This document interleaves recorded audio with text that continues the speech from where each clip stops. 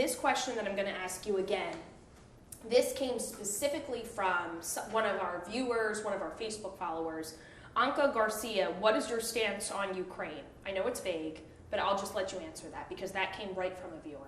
Well, God bless the brave people of Ukraine and their outstanding President Volodymyr Zelensky, and I strongly support their supplying the Ukrainians with the tools they need to repel Putin and his horrendous aggression, unprovoked aggression.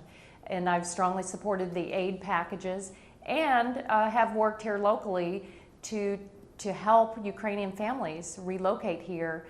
One case of reuniting a mother with her daughter who works here and worked at Community Tampa Bay. She would be a great one to talk with, by the way, on that. Let me just do one follow-up on that. Under what conditions would you support direct American military action to support Ukraine against Russia? No, I would not support troops or direct military action. But I do appreciate that President Biden has led the effort to galvanize the Europeans in opposition to Putin's war of aggression. This is from Charlie Diane Human. How do you plan to address climate changes?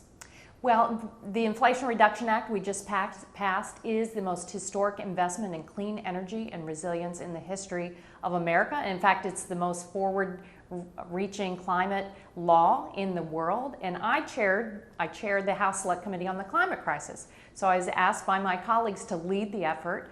It goes back to the fact that I grew up here in Florida. I'm an environmental attorney and have experience on environmental policy. So 55% of American majority opposed phasing out the production of new gasoline cars and trucks by 2035.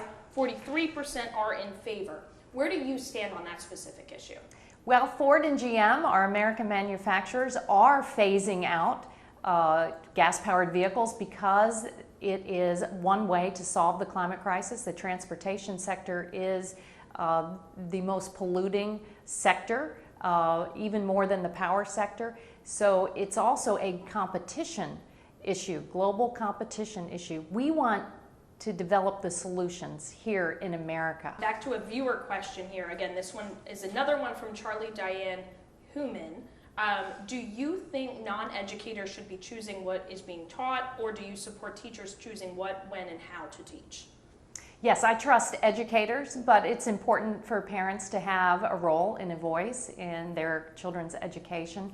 What I don't like is politicians injecting themselves into what is education, professional educators and the way they review materials, and a lot goes into those decisions, but it should be a collaborative process. But in the end, it's very important to teach the basics: reading, writing, and history. How about gun control and laws of obtaining them? I'm a gun owner and wondered what their thoughts are on it for future reference.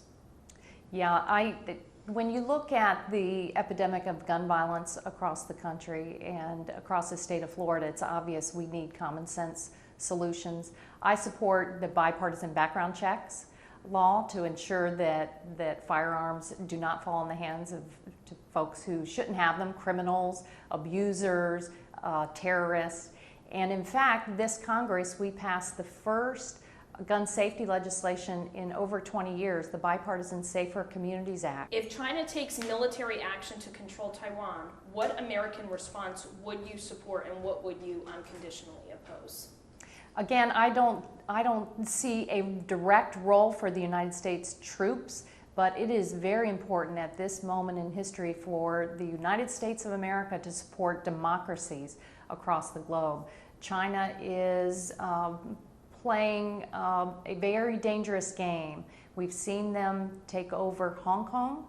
Now they're threatening Taiwan. They've had military operations in the neighborhood, and it's very important for us to provide the consultation, the military partnerships, the ISR, the intelligence surveillance and reconnaissance.